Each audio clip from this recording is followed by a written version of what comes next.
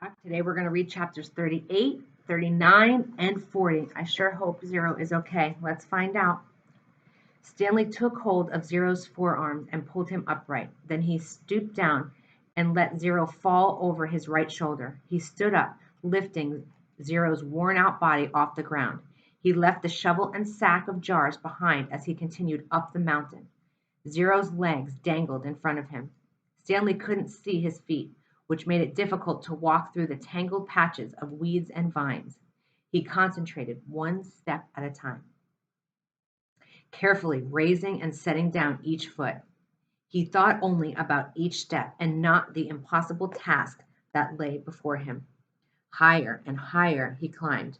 His strength came from somewhere deep inside himself and also seemed to come from outside as well.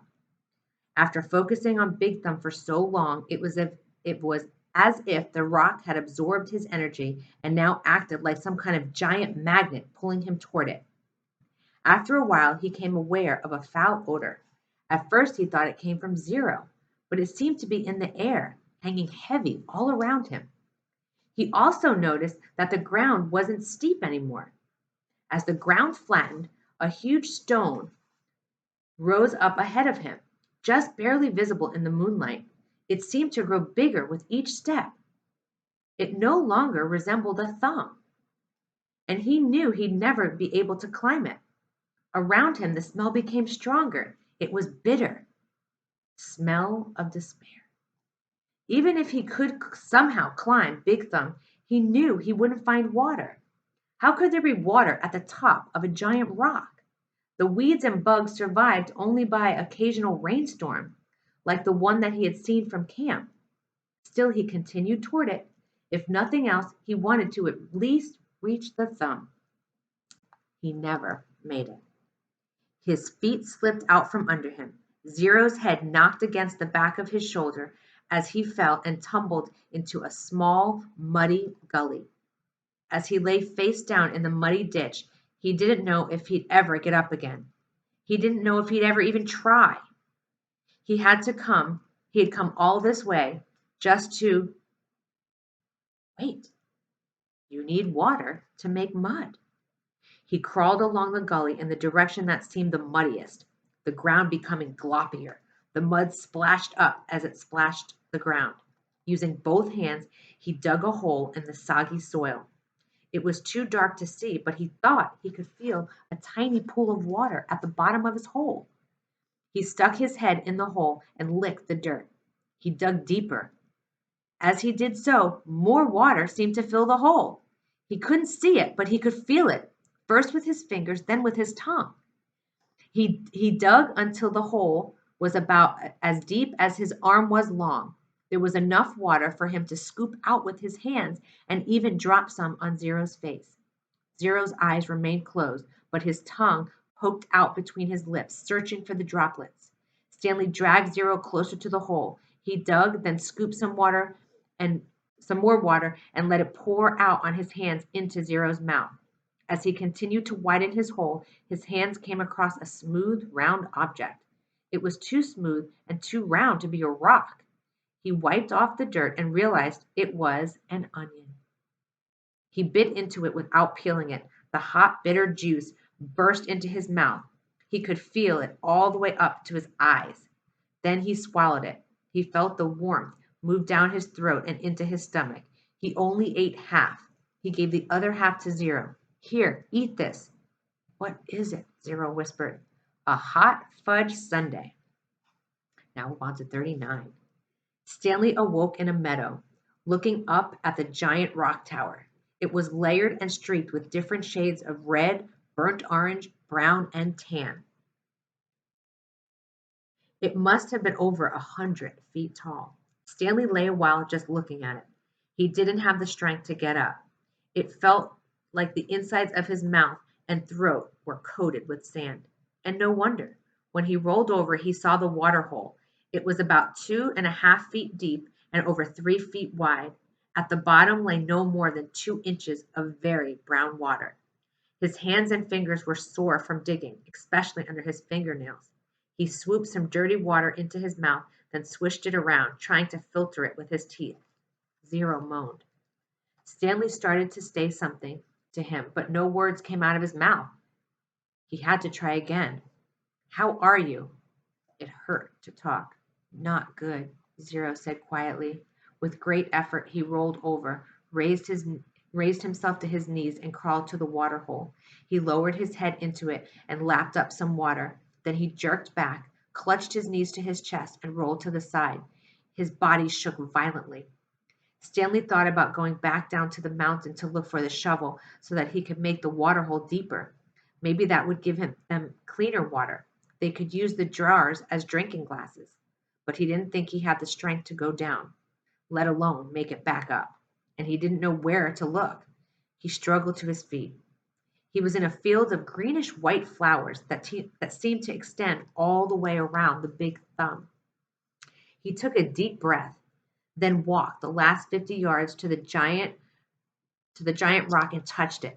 Tag, you're it. Then he walked back to Zero and the water hole. On the way, he picked one of the flowers. It actually wasn't one big flower, he discovered, but instead each flower was really a cluster of tiny little flowers that formed into a round ball. He brought it to his mouth, but he had to spit it out. He could see part of the trail that he had taken the night before when he carried Zero up the mountain. If he was going to head back down to look for the shovel, he realized he should do it soon, while the trail was fresh, but he didn't want to leave Zero. He was afraid Zero might die while he was gone. Zero was still lying double over on his side. I gotta tell you something, he said with a groan. Don't talk, said Stanley. Save your strength. No, listen, Zero insisted. Then he closed his eyes as his face twisted with pain. I'm listening, Stanley whispered. I took your shoes, Zero said. Stanley didn't know what he was talking about. His shoes were on his feet. That's all right, he said. Just rest now. It's all my fault, said Zero. It's nobody's fault, said Stanley. I didn't know, Zero said. That's okay, Stanley said. Just rest. Zero closed his eyes. But then again he said, I didn't know about the shoes. What shoes? From the shelter. It took a moment for Stanley to comprehend. Clyde Livingston's shoes. I'm sorry, said Zero. Stanley stared at him. It was impossible. Zero was delirious. Zero's confession seemed to bring him some relief. The muscles in his face relaxed as he drifted into sleep. Stanley softly sang the song that his family had sang for generations. If only, the woodpecker sighs, the bark on the tree was a little bit softer, while the wolf waits below, hungry and lonely. He cries to the moon. If only, if only. Now we're going to read chapter 40. It's our last one for today. When Stanley found the onion the night before, he didn't question how it had come to be there. He ate it gratefully. But now, as he sat gazing at the big thumb and the meadow full of flowers, he couldn't help but wonder about it. Is there one wild onion? There could be more. He intertwined his fingers, tried to rub out the pain. Then he bent down and dug up another flower, this time pulling out the entire plant, including the root. Onions! Fresh, hot, sweet onions, Sam called as Mary Lou pulled the cart down Main Street. 8 cents a dozen. It was a beautiful spring morning. The sky was painted blue and pink, the same color as the lake and the peach trees along the shore. Miss Gladys Tennyson was wearing just her nightgown and robe as she came running down the street after Sam. Miss Tennyson was normally a very proper woman who never went out in public without dressing up in the finest clothes and hat. So it was quite surprising to see the people of Green Lake seeing her run past them. Sam, she shouted. Whoa, Mary Lou, said Sam, stopping his mule and cart. Good morning, Miss Tennyson, he said. How's little Becca doing? Gladys Tennyson was all smiles. I think she's going to be all right. The fever broke about an hour ago, thanks to you. I'm sure the good Lord and Doc Hawthorne deserve the most of the credit. The good Lord, yes, agreed Miss Tennyson, but not Doc. That quack wanted to put leeches on her stomach. Leeches! My word! He said they would suck out the bad blood. Now you tell me, how would a leech know the good blood from the bad blood? I wouldn't know, said Sam. "It was your onion tonic," said Miss Dennison. "That's what saved her." Other townspeople made their way to your cart. "Good morning, Gladys," said Hattie Parker. "Don't you look lovely this morning?" Several people snickered. "Good morning, Hattie," Miss Tennyson replied. "Does your husband know you're parading in your bedclothes?" Hattie asked. There were more snickers. "My husband knows exactly where I am and how I'm dressed, thank you very much. We both have been up all night and half the morning with Rebecca. She almost died from stomach sickness. It seems she ate some bad meat." Hattie's face flushed. Her husband, Jim Parker, was the butcher.